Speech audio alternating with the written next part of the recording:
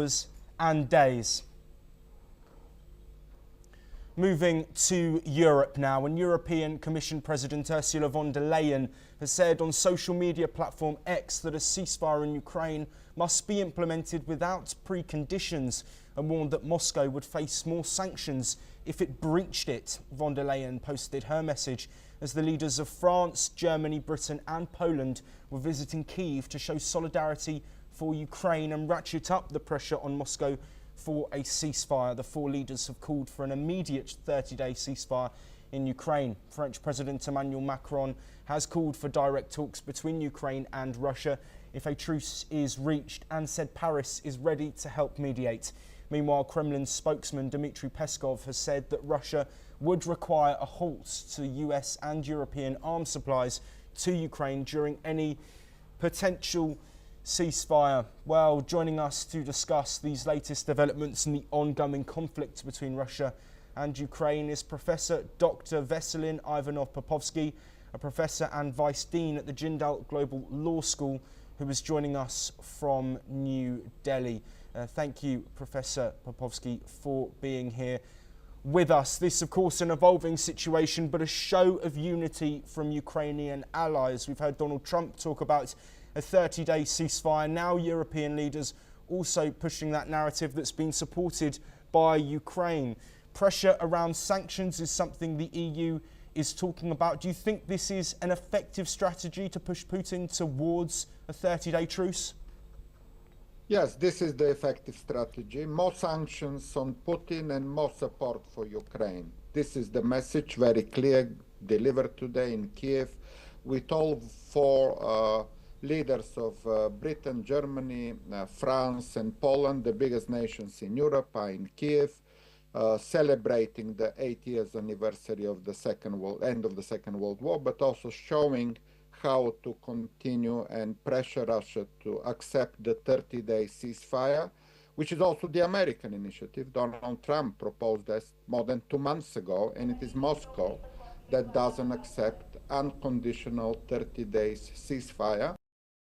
The speaker Peskov is saying is nonsense, because you cannot have a precondition to stop supplying Ukraine with weapons.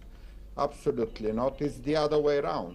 Start with ceasefire, and during the ceasefire, during those 30 days, negotiate everything you want to negotiate. So obviously Russia is playing games. They have their own celebration in Moscow, attended by few heads of state, but that is simply a kind of a remembrance of the former Soviet Union participation in the Second World War. But the significant news is today in Kyiv, with the major European powers, together with the Ukrainian President Volodymyr Zelensky, insisting on 30 days ceasefire and putting pressure on Vladimir Putin with renewed sanctions. Actually, Britain announced new sanctions on Russia as well today. Yes, absolutely. Of course, the ball seems now to be in Putin's court. Donald Trump, who has made efforts to communicate with Russia, sometimes almost ostracizing Ukraine in the process, with talks held in Saudi. Of course, Witkoff has been speaking with Putin directly on 4 separate occasions. What is needed now from the United States and other Ukrainian allies to get this pushed on? Of course, the US has already warned about potentially removing their mediation efforts if no progress is made. Do you think this really is the turning point now? Well, United States needs to also join the European leaders in the same way as all of them unitedly demand the ceasefire and the pressure on Russia. Yeah, there were games with Witkoff visiting Moscow, trying the other way, but it doesn't work. The US administration clearly realized that what they started doing back in February, March doesn't work. Every time they are friendly to Russia, it coming into boomeranging back, and Russia needs to be shown a unified force, and only force, only strength against Russia will work here. And it's kind of symbolic because 8 years after the Second World War, today it is Vladimir Putin who is today Adolf Hitler. It's absolutely clear. Who is the aggressor? Who is the war criminal? Who is bombing civilians weekly, even daily? It is Vladimir Putin. Ukrainian doesn't kill any civilians in Russia. It's the other way around. So Russia is the aggressor. Russia is the war criminal.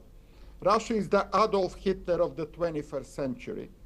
And that's why the world should be united, as it was united exactly 8 years ago against Adolf Hitler.